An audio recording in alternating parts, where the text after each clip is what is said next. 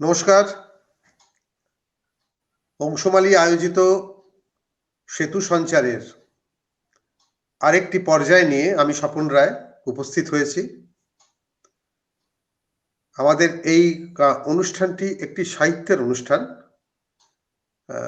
কবিতা, গদ্য, উপন্যাস, গল্পকার এদের নিয়ে একটা ছোটখাটো মিথস্ক্রিয়া ইন্টারাকশন করে থাকি আমি। তো এর বাইরে এটা কিছু নয়। আপনারা যারা ইচ্ছুক তারা আমার সঙ্গে অথবা অংশমালীর সম্পাদকীয় দপ্তরে যোগাযোগ করতে পারেন। আজ আমার সঙ্গে আছেন একজন তরুণ কবি, রবীন বণিক, শ্রী রবীন বণিক। রবীনের সঙ্গে আমার পরিচয় এই ভার্চুয়াল জগতে। এখন আমি ওকে দেখিনি, ভার্চুয়ালি দেখছি, কিন্তু রবীনের কবিতা আমি পড়েছি। তো সেই কবিতা যা সামান্য যে কটা পড়েছি সেটা পড়ে আমার খুব স্ট্রাইকিং মনে হয়েছে। এর ফলে ওর সঙ্গে আমি কথা বলি এবং রবীন অনুমতি দেয় এখানে আসার জন্য।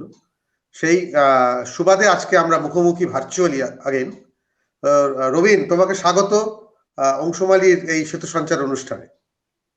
শুভ সন্ধ্যা দাদা, এবং যারা দেখছেন তাদেরকেও শুভ সন্ধ্যা। বেশ, আমরা অনুষ্ঠানটা শুরু করার আগে একটা কাস্টমারি একটা ইয়ে করে থাকি আমি। সেটা হচ্ছে যে তোমায় আমি অনুরোধ করব একটা স্বপরিচিতি বা সেলফ ইন্ট্রোডাকশন দেওয়ার জন্য, প্লিজ। আমি রবীন বণিক, আলিপুরদুয়ার জেলার ছোট্ট একটি থানা কালচিনি এবং তার অন্তর্গত একটি গ্রাম হ্যামিল্টনগঞ্জ। এখানেই আমার জন্ম এবং এখান থেকেই বড় হয়েছি।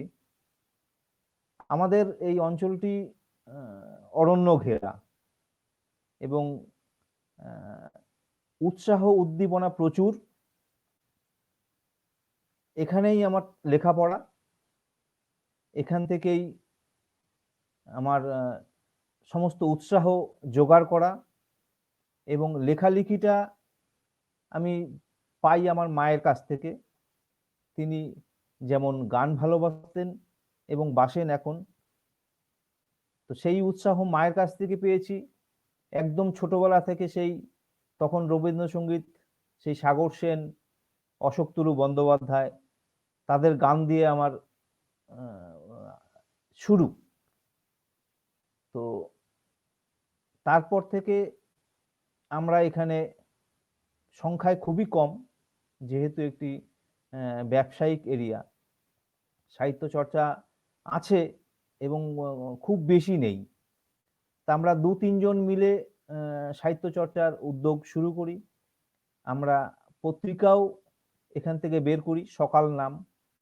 আপাতত এটা এখন স্থগিত আছে, এবং আমি আর অমিত্রূপ চক্রবর্তী দুজনে মিলেই, এবং তার সঙ্গে ছিলেন সঞ্জিত সরকার, তো এরা মিলেই এই পত্রিকাটা আমরা চালাচ্ছিলাম। আপাতত এখন বন্ধ। মাঝে লেখালেখি বন্ধ ছিল কাজের চাপে। আমি যে ক্ষেত্রটাতে আছি, মারাত্মক কাজের চাপ। তো সেই সময়ে আমি একটু ফটোর নেশায়, ফটোগ্রাফির নেশায় চলে গিয়েছিলাম। তো তারপর আবার ফিরে এসেছি। আপাতত আমার ক্যামেরাটা প্রায় বন্ধের মুখেই, নষ্টের মুখেই। তো আবার এই লেখার জগতে আমি ফিরে এলাম। তো তারপরে দেখলাম যে আমার লেখালেখিগুলো একটা জায়গায় আবদ্ধ করতে হবে। তো তারপরেই ভাবলাম যে বই টই করতে হয়, যাতে আমার কাছেই থাকে সেই জিনিস। না হলে তো লেখা হারিয়ে যাবে, এই মন হারিয়ে যাবে, কোথায় চলে যাবে। তো তারপরেই যোগাযোগ করি, প্রকাশিত হয় ২টো বই। প্রথম বই ২০১৯ সালে কলকাতা থেকেই প্রকাশিত হয়। দ্বিতীয় বই ২০২০ সালে বইমেলাতেই, কলকাতা বইমেলাতেই প্রকাশিত হয়। আপাতত এই। বই দুটির প্রকাশক কারা?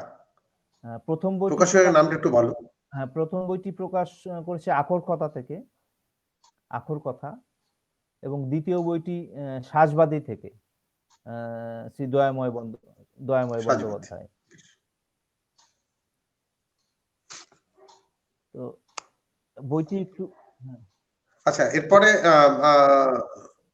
না হ্যাঁ বলো, বলুন বলুন। কিছু বলছিলে, বলো। হ্যাঁ, আমি চাইছি এরপরে তুমি কিছু মানে একটা পরিচিতি হলো, এরপরে আমরা আরো কথা বলবো। তো তার আগে তুমি কিছু কবিতা পড়ো, পাঠক যারা শুনবেন তারা তোমার আচ্ছা কবিতার সঙ্গেও একটু আচ্ছা আচ্ছা। পরিচিত হোক। কিছু তা আমি কবিতা পড়ো। আমার প্রথম বই শহরে মাছির কোলাহল, এই যে বইটি, এই বইটির থেকে আমি কিছু কবিতা পড়ছি। এটি আমার প্রথম কাব্যগ্রন্থ।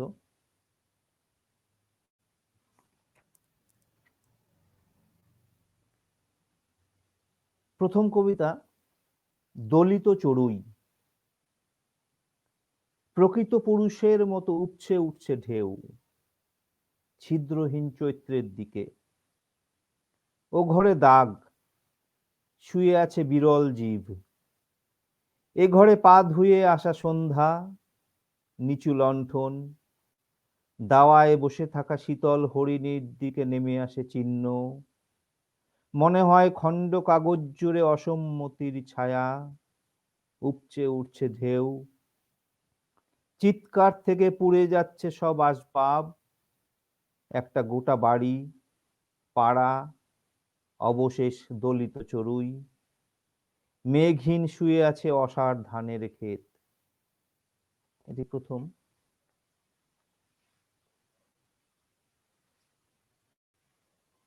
দ্বিতীয় কবিতা, সংলাপ। কথা, সে তো চূড়ান্ত ধানের বীজ। মসৃণ ধনুকের জলে আড়াল থেকেছে কতকাল, পক্ষের পর পক্ষ ঘুরে ঘুরে। স্কন্ধহীন অশ্বের মতো অনাদরে ফিরেছে ঘরে। জটিল, আরো জটিল শব্দ ধুলো উড়ে পড়ে সহজ সংলাপে। আরো পড়ি। পড়ো পড়ো, আচ্ছা আরো গোটা তিনেক পড়ো, তারপরে আবার কথা বলবো। আচ্ছা আচ্ছা আচ্ছা। অবনমন। ইতিমধ্যে অনেকটাই নিচে নেমে গেছি আমরা, তরঙ্গ সীমা ছেড়ে। কেবল অপরিচিত অঙ্কগুলো চিনে নিয়ে যাচ্ছে আমাদের মুখ। মুখের বাইরে মেঘলা শাখা পোশাক আর দুহাতের বিস্তীর্ণ ইশারা। নেমে যাচ্ছি খানিকটা নিচে, ঘুন পোকা ছাড়িয়ে। এসে দাঁড়ালাম এক অনিন্দ ভাঙা সন্ধ্যায়, কোনো মন খারাপ নেই। প্রদীপে আয়ু জেলে রাখা কবির ধুলো নেই, কেবল অঙ্কের আশপাশ ঘিরে ঝুলন্ত সমাধি। কেবল গড়িয়ে পড়ছে অবশেষ বোবা ব্যাকরণে। ইতিমধ্যে খবর ছড়িয়ে পড়েছে তোমাদের সাদা মাঠে।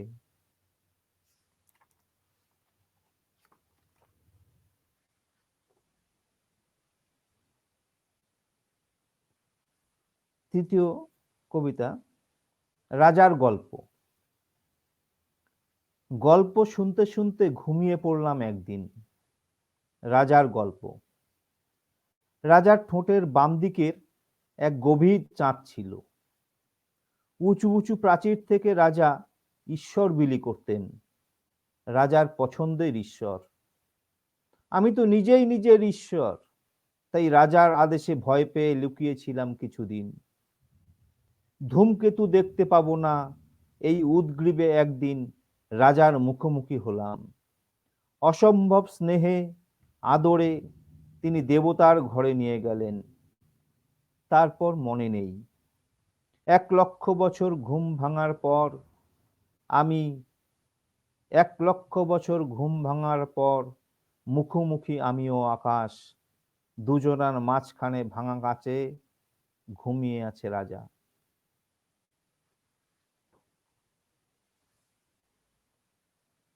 চুম্বন। চুম্বন শেষ হয়ে এলে শহরে মাছির কোলাহল। উল্টে দেওয়া পাতায় আমাদের সহজাত ধুলো। এমন জন্মের পর তুমি শহরের ঘ্রাণ শোনাও, কথার ওপর কথা আঁকো। জলের পর জল লেখো, চুম্বন শেষ হয়ে এলে শহর জুড়ে চিলের ভিড়। তুমিও কি অশ্বমেধে যাও? খুরের ওপর অসুখ রাত, প্রবল দাগের ভেতর কেমন ছায়া হয়ে আছে ঠোঁট। চুম্বন শেষ হয়ে এলে সব ফুটপাত দখল হয়ে যায়। কাঙাল। দূরত্ব খুঁড়ে খুঁড়ে তুমি কাঙাল হয়েছ কবি। রোদের পৃষ্ঠা দেবতা ঝুলিয়ে কত তর্পণ জল। নিমেষ গুনছে কবে সেই আশ্চর্য নদী চোখ খুলে। তাকিয়ে থাকবে খুঁড়ে ফেলা দূরত্বের শীতে। শীর্ণ হয়েছে হাত, ভিজে গেছে আগামীর নখ। দূরত্ব খুঁড়ে খুঁড়ে ক্রমশ ধুলো ওড়ে জীর্ণ স্রোতে। কাঙাল হয়েছ কবি নিজের আলোক বর্ষ খুঁড়ে। দারুণ দারুণ লেখা। আমি রবীন্দ্রের কবিতায় অদ্ভুতভাবে দুটো জিনিস লক্ষ্য করলাম। একটা হচ্ছে কনস্ট্রাকশন ওয়াইজ, গঠনগতভাবে পারফেক্ট। আরেকটা হচ্ছে যে রবীন্দ্র প্রকৃতি দিয়ে ঘেরা একটা অঞ্চলে থাকে, কিন্তু সেখান থেকেও শুধু প্রকৃতি নয়, তার অনুষঙ্গ বা তাকে ছাড়িয়েও একটা গভীর জীবন বোধ ওর কবিতায় রয়েছে। সেই বোধটা খুব সরাসরি কিছু নয়, এবং অদ্ভুতভাবে ওর কবিতায় বিভিন্ন ওর কল্পনার শক্তির সাহায্যে ও সেটাকে বর্ণনা করেছে। খুব স্ট্রাইকিং, আমার খুব ভালো লেগেছে রবীন। ধন্যবাদ দাদা। তো আমি দুজন অতিথি এসছেন, শিলা বিশ্বাস, তপন মুখার্জি, ওদের স্বাগত জানাচ্ছি। তপন বাবু লিখেছেন শুনতে পাচ্ছি না, তাহলে তপন বাবু, আমাদের এখানে তো কোনো সমস্যা নেই, পরিষ্কার শোনা যাচ্ছে। দেখুন যদি ওখানে কোনো কানেকশনে গন্ডগোল থাকে বা আপনার ইয়েতে কোনো মাইকের ভলিউমটা একটু বাড়িয়ে দিতে পারেন। সুদীপ ঘোষাল এসছেন, সুদীপ ঘোষালকে স্বাগত জানাচ্ছি। আচ্ছা, এবার আমার প্রশ্ন তোমার কাছে, যে তোমার স্কুল, প্রত্যেক মানুষের একটা ছোটবেলা থাকে, স্কুল তারপরে কলেজ, তুমি বলেছো ছুঁয়ে গেছো। এই যে স্কুল, কলেজ, তোমার পরিবার, বন্ধু বান্ধব, এর মাঝে কখন সাহিত্য ঢুকে গেল? কিভাবে প্রথম কবিতা ছাপা হলো বা লেখা ছাপা হলো? কোনো এমন অনেক সময় থাকে যে একটা আইকন থাকেন সামনে, মাস্টার মশাই হতে পারেন, হ্যাঁ, বা আমার ক্ষেত্রে যেমন মাস্টার মশাই ছাড়াও একজন মাস্টার মশাই ছিলেন, তিনি আমার রাজনীতির পাঠ শিখিয়েছিলেন। আরেকজন কিছু লাইব্রেরি ছিল, সেখান থেকে পড়তে পড়তে মানে অদ্ভুত একটা নেশা, এগুলো হয় না মানে কৈশোরে। তো এই গল্পগুলো যদি একটু শোনাও তুমি, যেটা একটা কবির গড়ে ওঠার গল্প, একটু বলো। আমি ভাবি কবি এক জ্বলন্ত মশাল। অর্থাৎ সূর্য, একটা জিনিস দেখবেন দাদা, সূর্য নিজেকে পুড়িয়ে আলো দিচ্ছে, তেমনি কবিও নিজেকে পোড়াতে ভালোবাসে এবং তার আলোতে আলোকিত হয় সবাই। তো আমার ছোটবেলাটা স্কুল থেকেই শুরু, এবং কেন জানি এই লেখালেখির বিষয়ে আমি কিভাবে চলে এলাম নিজের মনে নেই। এটা প্রথম একটা কবিতা পাঠের একটা ক্লাবের প্রোগ্রামে, রবীন্দ্র জয়ন্তীর অনুষ্ঠানে একটা স্বরচিত কবিতার আয়োজন করা হয়েছিল, প্রতিযোগিতা। তো সেখানে কবিতা দিলাম, প্রথম হলাম। তারপর থেকেই একটা ইন্সপিরেশন চলে আসে, উৎসাহ চলে আসে। আমরা দু তিনজন সেই উৎসাহে সামিল হলাম। তারপর থেকেই লেখালেখি শুরু। সেটা ছিল প্রায় 1998। তারপর থেকে সেই কবিতা পাঠাতাম।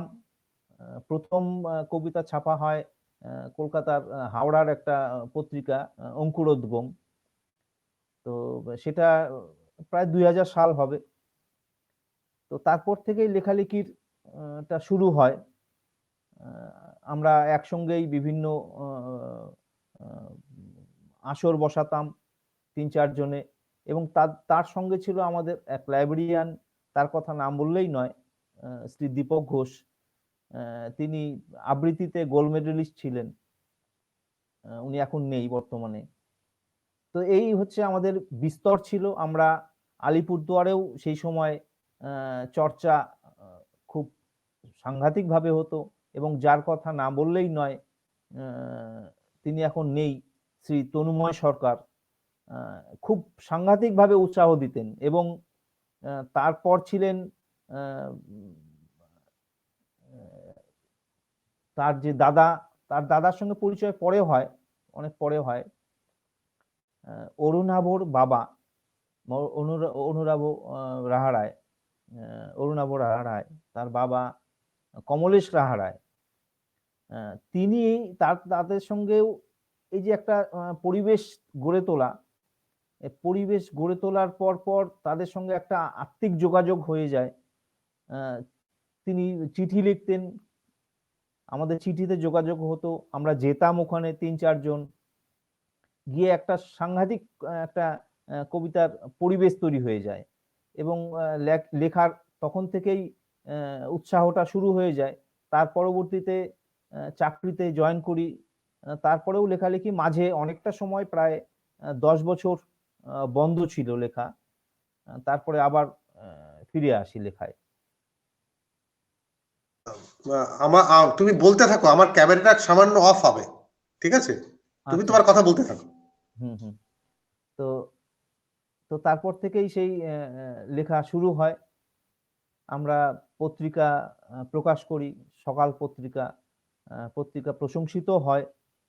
সেখানে পত্রিকা নানা জনে নানা দিক দিয়ে লেখা পাঠাতে থাকেন, আমরা ছাপতে থাকি। কিন্তু যেহেতু নিজেদের অর্থ সংকুলান তখন খুবই কঠিন হয়ে যায় পত্রিকা চালানো, তো শেষে যাই হোক মানে স্থগিত রাখতে হয়। তো তারপরে আমরা চিন্তা ভাবনা করলাম বিভিন্নভাবে কিভাবে কি করা যায়, কারণ পত্রিকা তো কেনার বিষয়টা খুবই কঠিন বিষয় একটা। তো যাই হোক এইভাবেই চলতে থাকে। এখন আমরা চিন্তা ভাবনা করেছি আবার নতুন করে তৈরি করব অন্য একটি নামে পত্রিকা। এই হচ্ছে মোটামুটি চলতে থাকা। তো আমি ভাবি কবি হওয়া তো খুব সহজ কাজ নয়, একটা জনম পেরিয়ে যায়। আর আমরা তো নিজেকে কবি ভাবতে সত্যি লজ্জা করে আমাকে, কারণ কবি হওয়া খুবই কঠিন। যেখানে শঙ্খ ঘোষ কবি, তারা হচ্ছেন কবি যারা নিজেকে পুড়িয়ে ছারখার করেছেন, নিজেকে বিবস্ত্র করেছেন। আজকে বিনয় মজুমদার, মনীন্দ্র গুপ্ত, তাদের দেখলে মানে কি বলবো, তারা একটা কবিত্বের চরম সীমায় পৌঁছে গেছেন। একটা গোটা মহাকাশের মধ্যে তারা নক্ষত্রের মতো জেগে আছেন। আমরা তো এখনো ধুলোবলি কুড়োচ্ছি। তো ভালোবাসি লেখা, এটাই ভালোবাসি, এদিকে যাচ্ছি, জানি না শেষমেশ কি হবে। কারণ কবিত্ব এমনই একটা বিষয়, সম্পূর্ণভাবে নিজেকে আলাদা করে ফেলতে হয়, এবং আলাদা হয়ে যায় অবশেষটায়। শুধু পড়ে থাকে রাত্রি, এই রাত্রির মধ্যে নিজেকে খুঁজে পাওয়া, এটা একটা বিরাট ব্যাপার।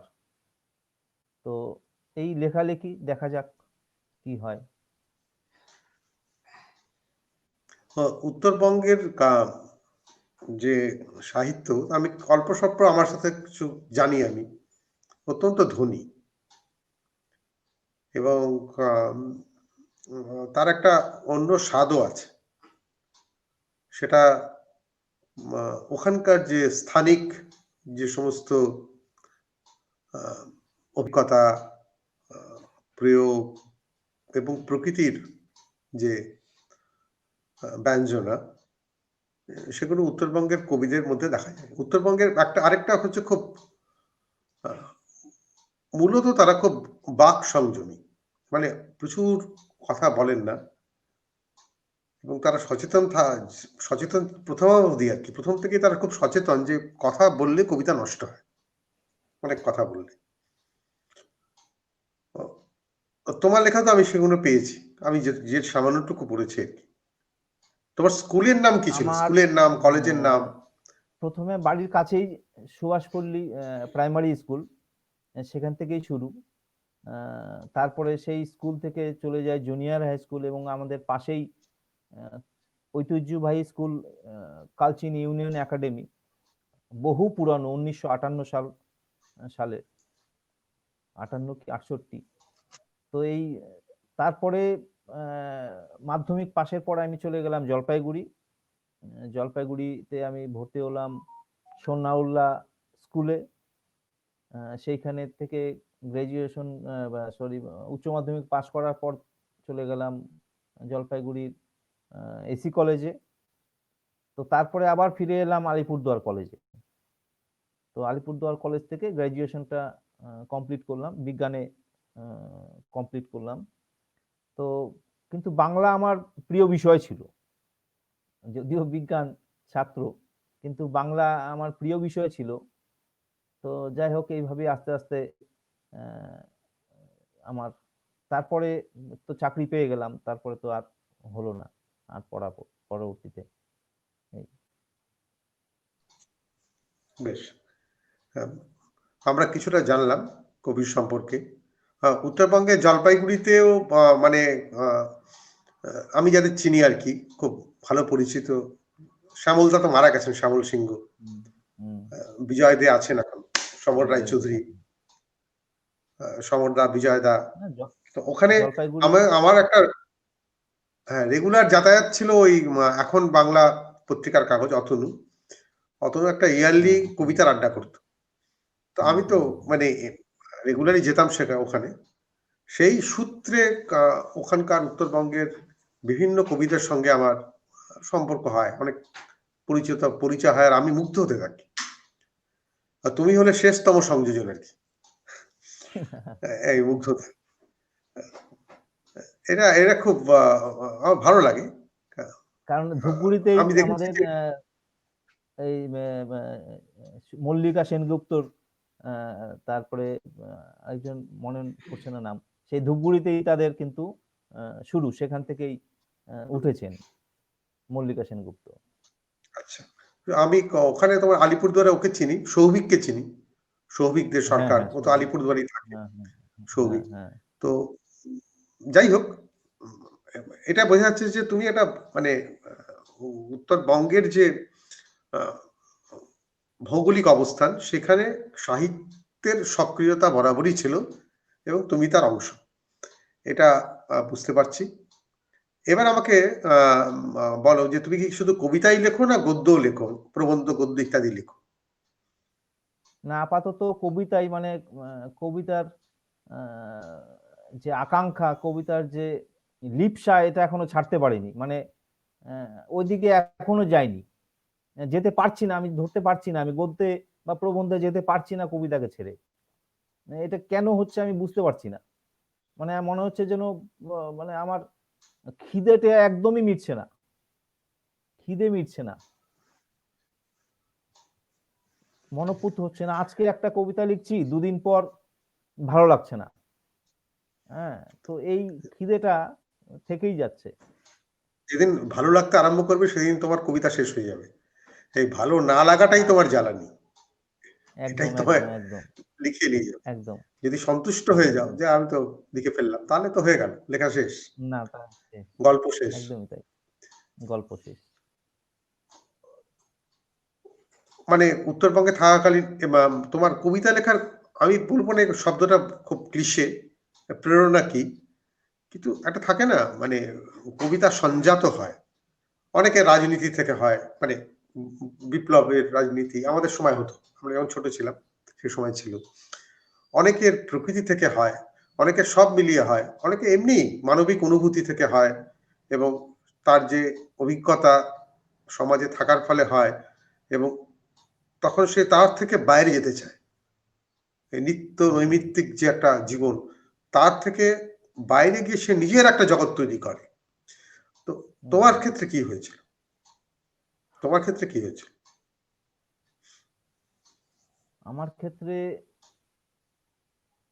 মানে এটা কবিতা মানে কোনো একটা বিষয় না। কবিতা হচ্ছে একটা গোলাকার এমন একটা বস্তু যার মধ্যে সমস্ত কিছু ঢুকে আছে।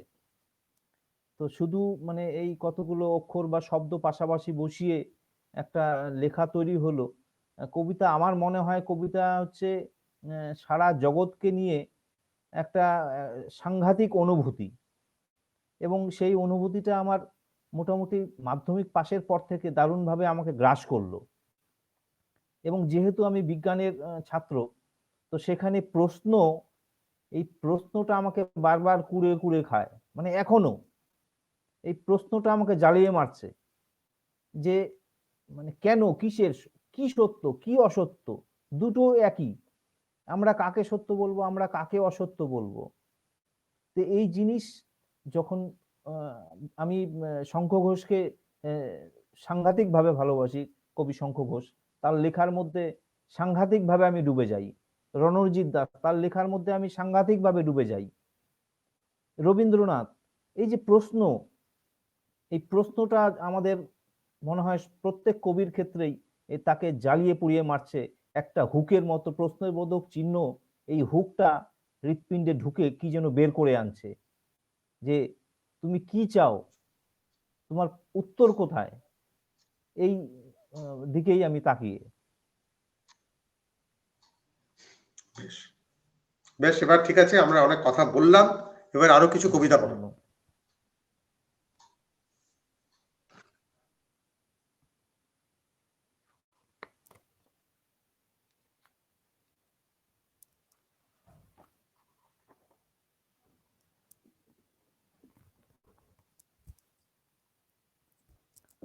তো আমি আমার দ্বিতীয় কাব্যগ্রন্থ এক চিলতে গ্রীবায় ঝুলিয়ে রেখেছি কথা, আহ, এখান থেকে আমি কবিতা পড়ছি।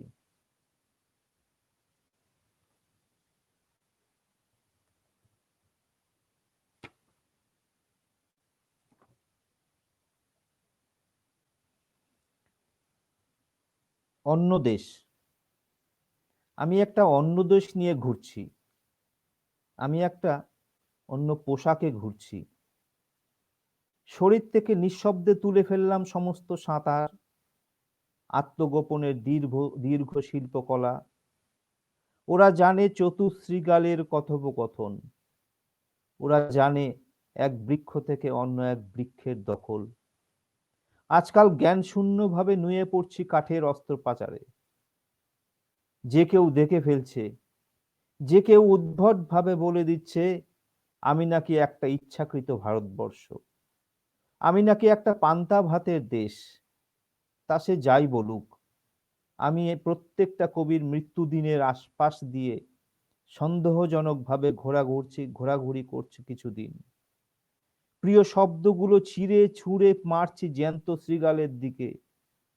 আমি নিশ্চিত এই শব্দ থেকে চারা গজিয়ে উঠবে একদিন, ফসলে বিস্তার পাবে আমার গায়ে জড়িয়ে থাকা দেশ।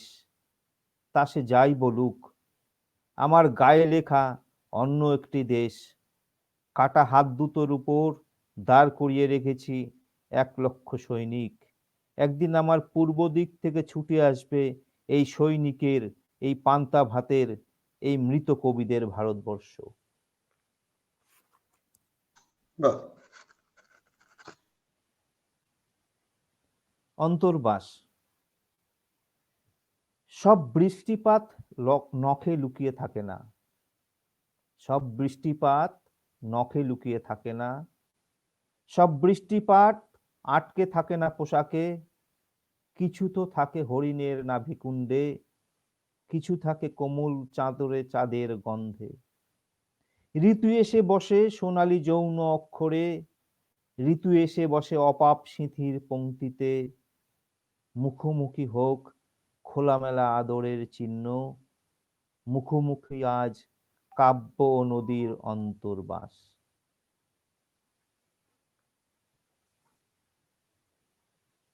নিরর্থক। এদিক ওদিক যা দেখছো তা আমার জলহীন শব্দার্থ।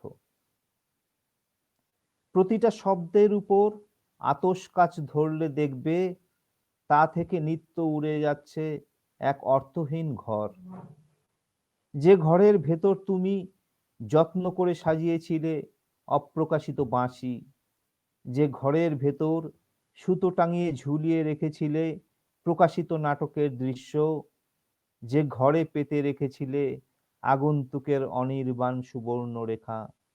এভাবেই উড়ে যায় ঘর, এভাবেই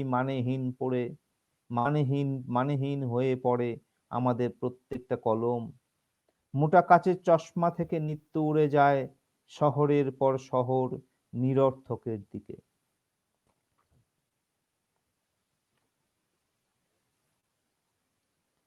সন্ন্যাসী পোশাক এখন হলুদ, মৃত্যু টেনে টেনে খুলে রাখা অন্তর্বাস, ভাবায় কবিতার মতো অচল যৌন কাজ, ভাবায় কে যেন পথের দিকে ম্রিয়মান সন্ন্যাসী পোশাক, নিথর প্রশ্নের দিকে উঁচু হয়ে আছে অনন্তকাল। অন্তর্বাস এক অনর্গল হলুদ ঘুড়ির ঘাম, ক্রমশ কবিতার দিকে ছুঁয়ে পড়া বিকল গন্ধর্ব যাত্রা। এখনো হলুদ কবরের পথে বিকট মৃত্যু ভেলা, এসো হে, এসো হে আমার দুর্গমতম চিরপথিক।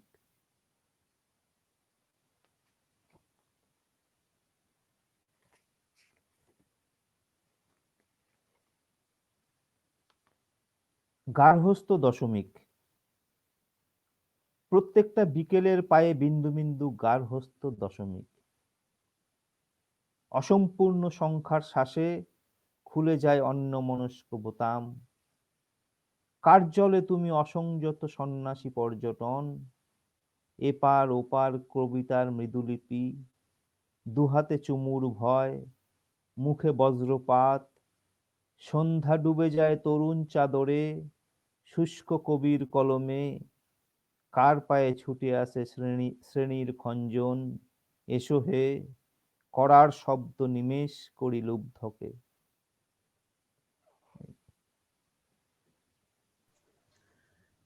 বেশ। আমার আরেকটা জানার ইচ্ছে যে তুমি কথায় কথায় বললে যে ফটোগ্রাফিতে তোমার আগ্রহ, সেটা এখন একটু বন্ধ আছে। এখন বন্ধ আছে। তো এই আগ্রহটা কিভাবে, মানে তুমি শিখেছো ফটোগ্রাফি না শখের? না, এটা শখের। আমি বিশেষত আহ, পাখির ছবি তুলতেই আগ্রহী। আমাদের আশপাশে এই চিলাপাতা জঙ্গল, আহ, এই জঙ্গলে মাঝে মাঝেই চলে যেতাম। তো চলে যেতাম, এমন হতো যে ঢুকে গেলাম ভিতরে, হঠাৎ করে মানে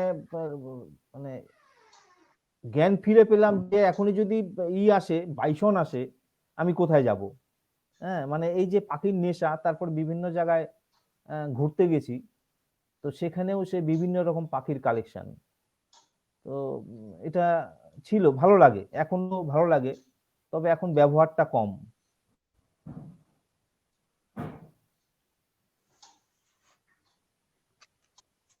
বা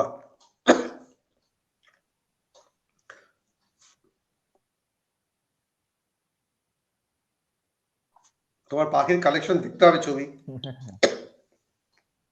তো এই ইসেতেও কি বলে, ন্যাশনাল জিওগ্রাফিতেও একটা অ্যাকাউন্ট ছিল। তো সেখানেও একটা কম্পিটিশন গ্রুপ ছিল, এখনো আছে।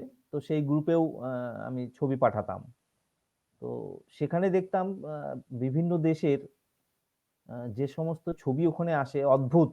মানে আহ, কবিত্ব সেটাই, এই ছবির মধ্যে যে কত কিছু লুকিয়ে, এটা একটা বিরাট পাওনা, বিরাট পাওনা। অনেক ছবি তোলো, আবার আরো কবিতা লেখো, কবিতায় থাকো। আমি একটা কাস্টমারি একটা শেষ প্রশ্ন সবাইকে করি শেষ করার আগে, সেটা হচ্ছে ধরো তোমাকে রাষ্ট্র যদি নির্বাসনে পাঠায় এবং অনুমতিতে তুমি 3টে বই নিয়ে যেতে চাইবে, তুমি কোন 3টে বই নেবে?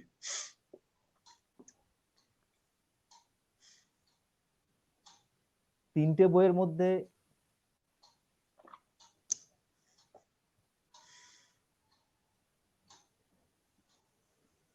বিবেকানন্দের দুটো বই,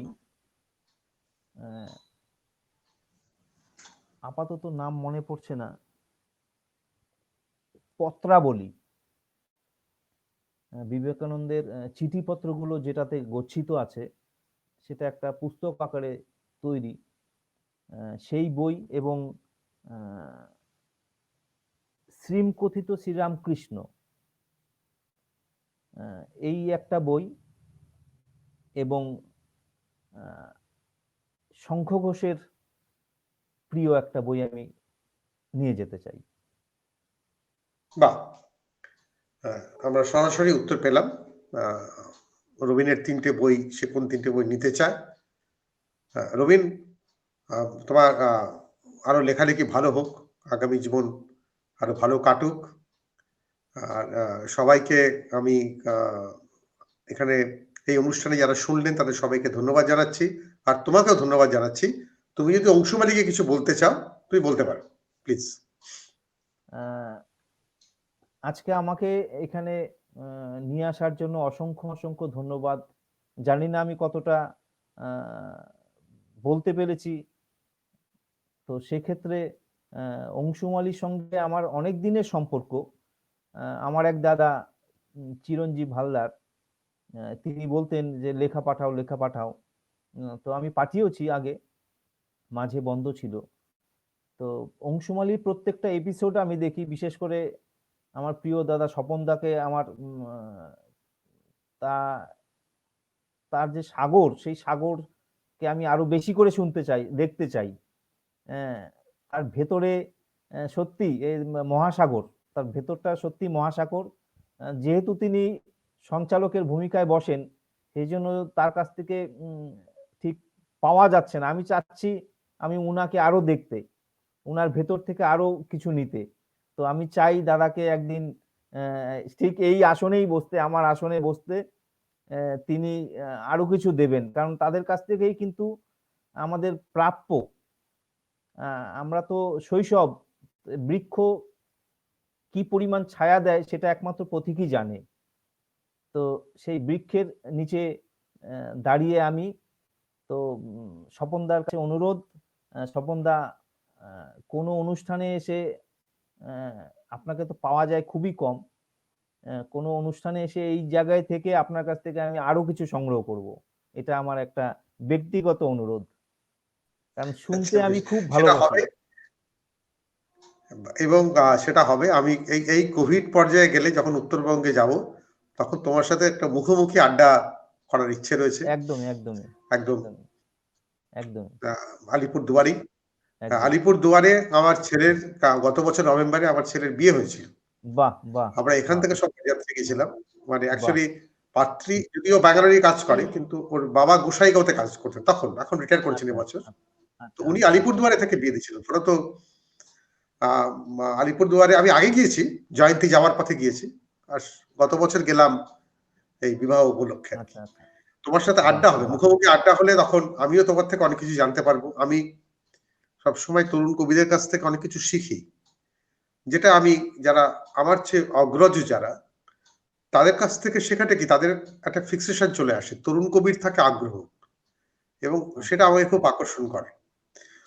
ওখানে আমি জানি আমি কি পাবো, কারণ তারা অলরেডি দিয়ে দিয়েছেন। তরুণ কবিদের কাছে পাওয়ার আমি জানি না কি পাবো। এই যে বিষয়টা, এই ধাক্কাটা আমাকে খুব ভাবায়, আমাকে সমৃদ্ধ করে। তো তোমার সঙ্গে আড্ডা হবে, তুমি ভালো থেকো, এবং একদম। আপনারা সবাই ভালো থাকুন। আগামী বুধবার আবার দেখা হচ্ছে, এবং সবাই সুস্থ থাকুন। যেটা বলে আজকের মতো এই অনুষ্ঠান শেষ করছি। নমস্কার। নমস্কার, সকলেই ভালো থাকুন।